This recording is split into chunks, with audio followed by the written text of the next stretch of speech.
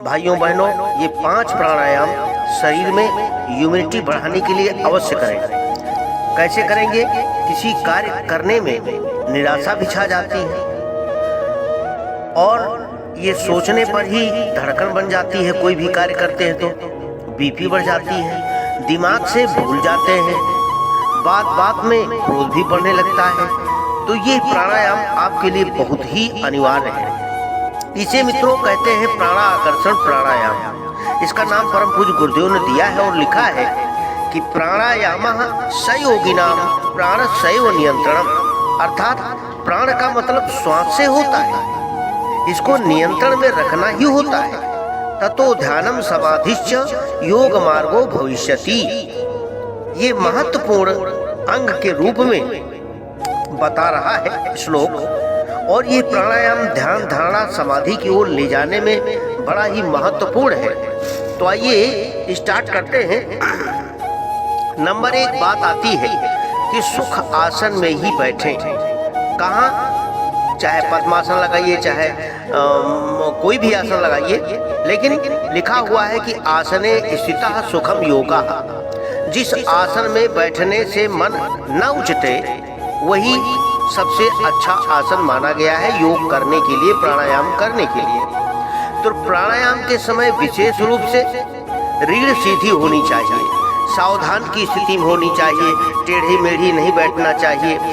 इड़ा पिघला सुषुम्ना नाड़ियों के द्वारा प्राण का संचार करने के लिए, आवागमन करने के लिए जो मूलाधार से सहस्रार तक जाता है, तो उसमें विशेष लाभ नहीं मिलेगा। टेढ़े मेढ़े होकर के बैठने से वो बात नहीं बनेगी, सफलता नहीं मिलती है। इसलिए और इसके 4 भाग हैं। 4 भाग कौन कौन से हैं जानकारी जानना बहुत आवश्यक है। बिना जाने हुए प्राणायाम नहीं करना चाहिए।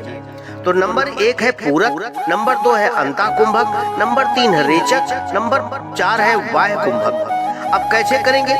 वायु को खींचने का नाम पूरक है और भीतर रोकने का नाम अंतःकुंभक है और वापस करने का नाम रेचक है और बिना सांस के रहने का नाम बाह्य कुंभक है।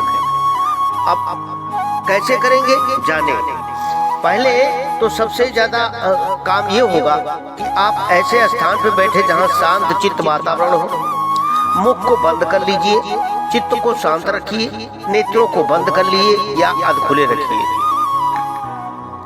अब सांस को धीरे धीरे नाक के द्वारा भीतर खींचिए, आरंभ करिए और ओम भूर्भुवः स्वः इस मंत्र को मन ही मन उच्चारण करते चलिए। भावना करिए विश्वव्यापी दुख नाशक सुख स्वरूप ब्रह्म की चैतन्य प्राण शक्ति मैं नाक के द्वारा खींच रहा हूँ, आकर्षित कर रहा हूँ। और जितनी भी भर सके आप श्वास को भर लीजिए। अब नंबर 2, वायु को भीतर रोके रहिए और तत्सवितुर्वरेण्यम इस भाग का जप करिए। साथ ही ये भावना करिए कि नासिका द्वारा खींचा हुआ वो प्राण श्रेष्ठ है जो सूर्य के समान तेजस्वी है। उसका तेज मेरे अंग प्रत्यंग में रोम रोम में भरा जा रहा है। इस भावना के साथ ये पूरक की अपेक्षा आधे समय तक वायु को भीतर रोके रहे। अब नंबर 3, अब नासिका द्वारा वायु धीरे धीरे बाहर निकालना आरंभ कीजिए। भर्गो देवस्य धीमहि इस मंत्र का जप करिए और भावना कीजिए ये दिव्य प्राण मेरे पापों का नाश करता हुआ विदा हो रहा है। वायु को निकालने में प्रायः उतना ही समय लगाना चाहिए जितना कि वायु खींचने में लगाया था। अब नंबर 4, जब भीतर को सब वायु बाहर निकल जाए, भीतर की जितनी भी वायु है वो सब बाहर निकल जाए, तो जितनी देर वायु को भीतर रोके रखा था आपने उतनी ही देर बाहर रोके, अर्थात बिना सांस के लिए रहे। और धियो यो न प्रचोदयात् इस मंत्र के भाग का जप करिए। साथ ही भावना करिए कि भगवती वेद माता आदिशक्ति माँ गायत्री सद्बुद्धि को हमारी जागृत कर रही है। तो मित्रों ये करेंगे तो ये एक प्राणायाम हुआ। इसी प्रकार से ये 5 प्राणायाम करेंगे। दूसरा प्राणायाम फिर इसी प्रकार से शुरू करेंगे, फिर तीसरा करेंगे, फिर चौथा करेंगे, फिर 5वां करेंगे। ये 5 प्राणायाम करने नित्य चाहिए हर एक व्यक्ति को, चाहे बहन हो चाहे भाई हो, ये सबके लिए बहुत अनिवार्य है।